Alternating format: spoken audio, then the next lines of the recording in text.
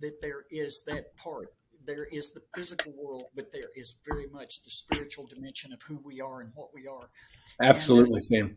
and and I like to say that in the beginning, God created the atom, atom. Yes, Yes. He created adam, but He created the atom, and the atom is the basis of everything that we know. It all begins from that one Hmm. little bitty atom, and anyway, we can go from there. And so, in the last 40 years, the running got me off the farm, got me out of the backwoods, and here is I've had the opportunity to tell more than maybe 5 million kids just in the U.S. alone that anybody that tells you that you can't succeed, that you aren't smart enough, that you aren't pretty enough, or whatever that mess means, where we live and where we're born, that's just geography. If the body is indeed limited, the soul of a person is unlimited, the power and so forth. And we'll talk about that as we go on here. And you're part of that giving, bringing power to people and energizing people and so forth.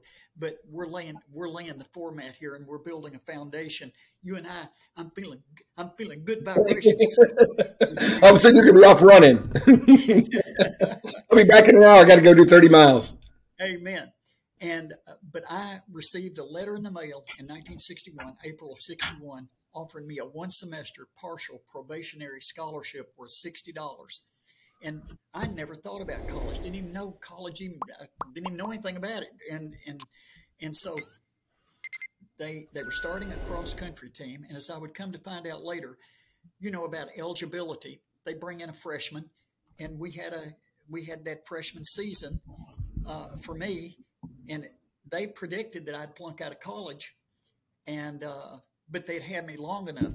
My high school principal, I see you drinking a cup of something there, and but I went to see my principal, and he was drinking a cup of coffee that morning. Had a plug of chewing tobacco on the side of his mouth. He could chew tobacco and drink coffee and never get the two mixed up with each other. Woohoo! But he looked at me and he said, "So you think you want to go to college?" I said, "Yes, sir, I sure do. I sure do, Mr. Redden." He said, "Well, you got to be smart to go to college." He says, "Let's face it, you ain't got no sense." He said, "You got to be smart." He said, "Go join the Army." Back in those days, in 1961, there was a thing called the draft, draft. And if you weren't disabled or you weren't going to college, your little fanny was going, "Uncle Sam needs you, boy."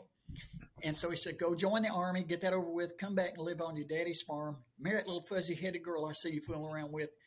And he said, "If you try to do anything else, you're going to make a fool out of yourself." And this was the clincher, Steve. He said, "Let's face it, you're dumber than a poop house rat." And I stood there and I looked at him in my own little bitty Kentucky way at that time. I said, "I'll learn you, darn you. I'm going to learn you, darn you." And which is a way of saying, Oh, how yeah. I'm going to show dare, you. how dare you tell me I can't succeed?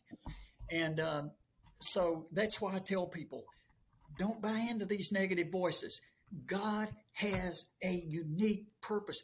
All of time has waited for Steve Lepkowski's to come on this earth, for Robert Shockey, for Stan Cottrell.